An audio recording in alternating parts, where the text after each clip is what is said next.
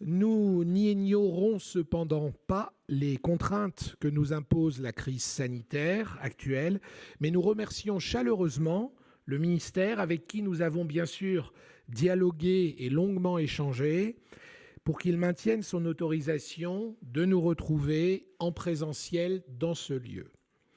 Nous le faisons cependant avec responsabilité et même si le Premier ministre a explicitement mentionné dans son intervention récente que le gouvernement n'imposerait pas dans les jours qui viennent de jauge limite au rassemblement, nous avons décidé de supprimer les pauses café propices au contact rapproché, prévu, comme vous avez pu le voir à l'entrée, un contrôle nominatif des passes sanitaires et encourager l'occupation d'un siège sur deux dans cet amphithéâtre. J'espère que vous accepterez de bonne grâce ces contraintes. En mai 2015, les entreprises du médicament s'étaient engagées auprès du gouvernement pour lancer un vaste programme de lutte contre l'iatrogénie médicamenteuse chez les personnes âgées.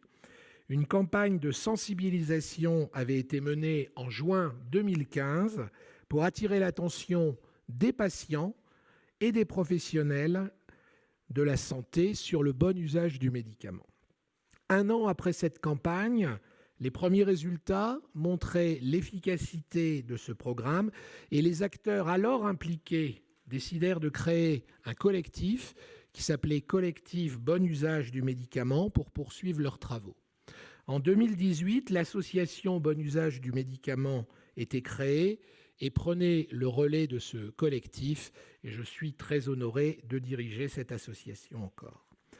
Médecins, pharmaciens, infirmiers, kinésithérapeutes, industriels, acteurs de la protection sociale, de l'assurance et du service à la personne, éditeurs de bases de données et de logiciels d'aide à la prescription, ont rejoint l'association pour promouvoir le bon usage du médicament afin d'amplifier les changements de comportement de nos concitoyens de façon durable. Vous trouverez d'ailleurs sur la diapositive derrière moi la liste des membres et soutiens de notre association que je tiens à remercier et à saluer d'ores et déjà. L'association s'est fixé des objectifs ambitieux, continuer à mobiliser les acteurs de la santé, sécuriser la prescription, renforcer le conseil pharmaceutique, optimiser la collaboration entre médecins généralistes et pharmaciens d'officine, faire évoluer les pratiques au sein des équipes des EHPAD, faciliter le recours à l'expertise gériatrique, j'en passe, et les meilleurs, et bien sûr réfléchir et réagir à l'actualité. Mais que serait le bon usage du médicament sans le concours du patient lui-même ? C'est pourquoi, pour ce 4e forum, nous avons souhaité parler du bon usage par et avec les patients. Éric Bazeillac, vice-président de la BUM, directeur accès, économie et export du LEM, sera l'animateur tout au long de cette journée et assurera les transitions entre les tables rondes qui seront conduites et animées par des membres historiques de notre association. Je lui donnerai bien vite la parole pour qu'il les présente et qu'il déroule avec vous le fil de cette journée. Nous avions jusqu'au dernier moment espéré la présence du ministre de la Santé, que nous avions bien évidemment invité. Je rappelle que notre premier forum avait été tenu, et nous en étions très fiers, en collaboration avec la ministre de la Santé d'alors. Nous avons donc bien évidemment invité M. Olivier Véran. Malheureusement, l'actualité sanitaire, vous le savez, le retient ce jour encore dans d'autres lieux et pour d'autres missions. Nous le comprenons fort bien et nous souhaitons ici, par ma voix, lui transmettre nos chaleureuses pensées. Je vais maintenant laisser la parole à Éric Bazeillac qui va dérouler pour nous le détail de ce forum et j'aurai plaisir à vous retrouver en fin de journée avec lui pour faire la conclusion et clore cette journée. Merci à tous de votre présence, de votre confiance, de votre soutien. Cher Éric, je te passe la parole, mais je ne peux pas passer la parole à Éric Bazeillac sans vous demander d'applaudir ce jour tout à fait particulier pour lui puisque c'est son anniversaire.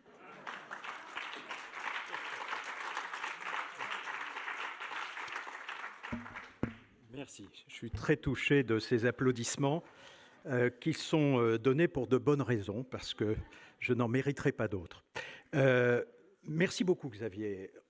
C'est à toi qu'il appartiendra de recueillir les applaudissements de la fin de ce forum, j'en suis sûr, et qui emporteront avec eux, évidemment, tout ce que l'on te doit d'investissement, comme à chaque fois, nous sommes une association d'investissement personnel, bénévole, pour cette cause. Tu es médecin gériatre, praticien du quotidien à l'hôpital de Beauvais.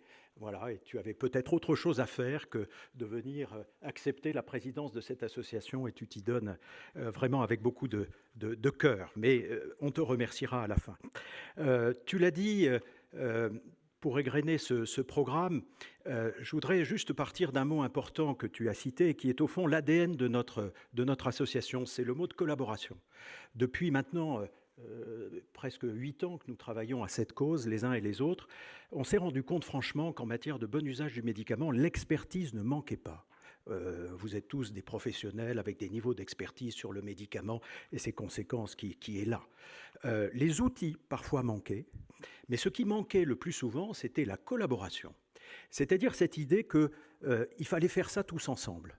Autour du patient, le tous ensemble. Comment est-ce qu'on se parle? Comment est-ce qu'on se connecte? Comment est-ce qu'on collabore? Comment est-ce qu'on partage ce même objectif? Et c'est devenu l'ADN de notre association. Au fond, elle n'a rien d'extraordinaire, notre association. On n'est pas des spécialistes plus que d'autres du bon usage du médicament. Ça nous intéresse, ça nous motive.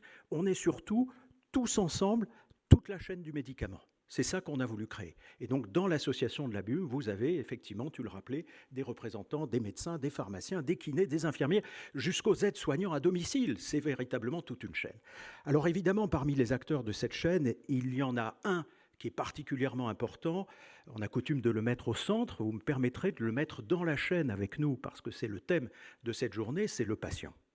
Le patient, parce qu'il n'est pas seulement la victime d'un usage qui ne serait pas satisfaisant du médicament, mais parce qu'il doit devenir acteur, et il l'est déjà, du bon usage du médicament. Alors c'est tout le sens de cette journée que nous avons voulu consacrer exclusivement à la perspective du patient, et c'est pour ça que nous avons demandé à France Asso Santé, salue son président qui est là au premier rang, eh bien d'être le maître d'œuvre de notre programme. Donc c'est eux qui ont tenu la plume et qui ont avec nous rédigé le programme qui va se dérouler devant vous. Je le résume très vite, il s'organise autour de 2 tables rondes, vous l'avez vu. Une première qui s'intitule « Le bon usage du médicament » avec ou par les patients. La première, par les patients. Évidemment, le mot important, c'est par. Et puis alors cette première table ronde, elle sera animée par Jean-Pierre Théry, qui est ici au premier rang, qui est le conseiller scientifique de France Asso Santé. Et puis une deuxième table ronde, le bon usage du médicament avec les patients. Et là, le mot important, c'est évidemment avec, qui sera animé par Vincent Bouvier, qui est le président du groupe Vidal. Alors entre les deux, parce que c'est aussi notre ADN, alors on a déjà un ADN, donc je vais dire que c'est notre ARN messager, entre les deux, il y a l'innovation.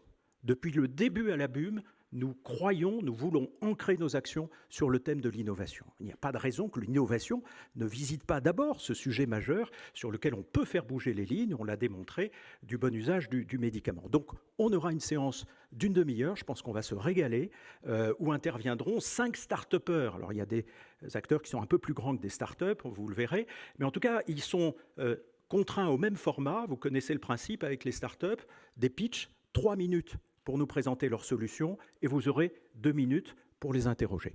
Donc un très bon moment en perspective. Et puis à la fin, une conclusion où nous appellerons évidemment le président de France Asso Santé, le président de l'ABUM. Et moi, j'avoue que j'ai déjà un peu préparé. Et je me suis dit, je n'aurai qu'une seule question à leur poser, parce que ça aussi, c'est l'ADN de l'ABUM. C'est pas, alors, ces réflexions, qu'est-ce que ça vous inspire? Non, c'est quelles actions? Donc préparez déjà, messieurs, vos copies. C'est qu'est-ce que vous retenez de tout ce que l'on a dit au cours de l'après-midi, des questions qui nous auront été posées, qui pourraient se transformer demain en plan d'action? Parce que ça va donner du boulot à l'ABUM pour l'année 2022. Voilà, merci. Sans attendre, j'invite donc Gérard Raymond à rejoindre cette tribune, puisque, évidemment, Charité bien ordonnée commence par les patients dans ce programme, vous l'avez vu. Et Gérard, écoute, je t'invite à nous dire, de la perspective des patients, comment se situe le bon usage des médicaments.